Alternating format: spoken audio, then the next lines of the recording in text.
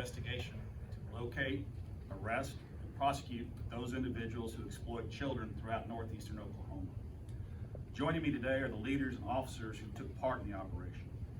Deputy Special Agent in Charge Christopher Miller of Homeland Security Investigations at the Dallas Field Office, Marshal Shannon Buell of the Cherokee Nation Marshal Service, Deputy Chief Larson of the Tulsa Police Department, Lieutenant Kyle Baker, who leads the Rogers County Sheriff's Office of Criminal Investigations Unit, as well as Chief Richard Phillips of Muskogee Nation's Light Horse Police Department, Chief Barry Hill of Broken Arrow Police Department, and Assistant United States Attorney Christopher Nassar, who led the overall operation. A number of other individuals participated in this operation that aren't present here, to include the FBI, the OSBI, Mays County Sheriff's Office, and the Bristow, Owasso, Sand Springs, and Jenks Police Departments. As a little bit of an overview, Operation Clean Sweep began in late December of 2020. It was a proactive undercover operation initiated to protect children from falling victims to child sex predators. Our law enforcement team concentrated our efforts on counteracting the spike in internet-facilitated child exploitation crimes, and we sought to identify and rescue any child victims located during the investigation. In partnership with the U.S. Attorney's Office, there was over a dozen federal, tribal, state, and local law enforcement agencies conducting the operation.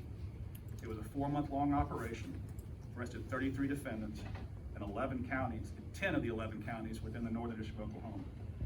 We were able to ID or provide services to 12 minor victims, and 12 of those defendants we've charged have already pled guilty. During this operation, we arrested child predators targeted both boys and girls. While most of the 33 arrested were male perpetrators, we did arrest one female perpetrator of sexual abuse.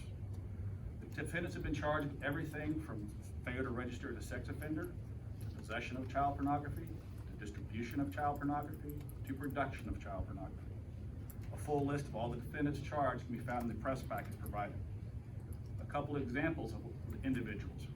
Defendant Thomas Anthony Pierce was arrested by the Jenks Police Department after an officer discovered Pierce was a minor during a 2 a.m. traffic stop. It is alleged the defendant groomed and manipulated the victim on social media and met with her on several times, during which his abuse escalated. In April, Nicholas Hale pled guilty to using social media apps to persuade and entice an individual he believed was a minor to engage in sexual activity. He believed that individual was a 14-year-old male, but instead it was actually the Rogers County undercover sheriff's officer. Hale proposed to meet the minor in Verdigris to have sex. When he arrived, he was arrested. Found in his possession was a methamphetamine, a loaded pistol in the front driver's side door, and an AR-15 in his trunk. Just this week, defendant Chase Dakin of Collinsville pled guilty to distribution and receipt and possession of child pornography. The National Center for Missing and Exploited Children received a tip that he was using Dropbox to upload images of individuals as young as 4 years old. Dakin possessed hundreds of thousands of these images of children being sexually violated. Alarmingly, the defendant also started to seek out real child victims. Make no mistake, downloading, viewing, trading, and sharing child pornography is not a passive, consensual, or harmless act. Child sex abuse material depicts horrific crimes being committed against the most vulnerable members of our society, children. Revictimization occurs every time those files are viewed, downloaded, or distributed. The disturbing reality is the internet and the platforms that we use in our everyday life are being used more and more to distribute and possess and produce child pornography. This has actually increased exponentially during 2020 during the COVID-19 lockdowns. The National Center for Missing and Exploited Children received more than 65 million child pornography files and nearly 22 million tips.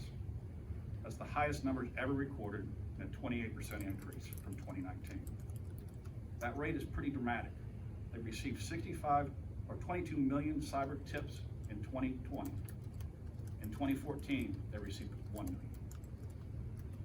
Of the tips reported, 97.5% of those were an increase involving adults attempting to engage in sex and a sexual act with a child through the internet. I want to encourage parents, teachers, and members of the community to communicate with your children about what platforms they're on and what platforms they're using. Whether you're a family member, a teacher, a mentor, or a friend, we have the power to stop this victimization of our children. The numbers further underscore the importance of our collaborative law enforcement effort. Our local law enforcement partners know that we and federal partners can often bring critical training, resources, and manpower to bear in the fight against child exploitation. As we all are well aware, the jurisdictional landscape in Oklahoma has changed over the last year. These partnerships have become even more important. Most of the Northern District of Oklahoma lies within the Cherokee and Muskogee Nations reservations. The federal government's ability to prosecute a variety of child exploitation cases involving tribal citizens has expanded, as well as our case numbers in my office. We know that Native American children suffer abuse and exploitation at a disproportionately higher rate than other demographics. The Department of Justice, through the Project Safe Neighborhoods, is focusing our efforts as well to help Native American children and families have multiple avenues to report these crimes and to make sure they receive the needed victim support. This initiative, Operation Clean Sweep, has provided training and technical assistance to federal, state, and tribal law enforcement personnel. It further marshals our federal, state, and local resources to better locate, apprehend, and prosecute these individuals. Some of the tools we use in this effort are criminal statutes that allow for the prosecution and possession of child pornography and unregistered sex offenders anywhere within Indian country, composed of the Creek and Cherokee reservations. Our office can prosecute those crimes regardless of whether or not the defendants are tribal members and without the need to prove a nexus to interstate or foreign commerce. In total, 14 of those 33 cases I spoke about earlier had either a tribal defendant, a tribal victim, or by function of statutory with Indian country. In the Northern District of Oklahoma, state, local, and tribal leaders have had a long and strong history of cooperation. Today, that spirit of cooperation has proven invaluable to upholding our public safety mission. And I want to say that I appreciate the leaders that are here and those that aren't here today, and the men and women who make it a mission to protect our children. And for those who would prey on children, this office and all the individuals standing behind me will investigate, and we will prosecute you to the fullest extent of the law. At this time, I'd like to introduce Chris Miller.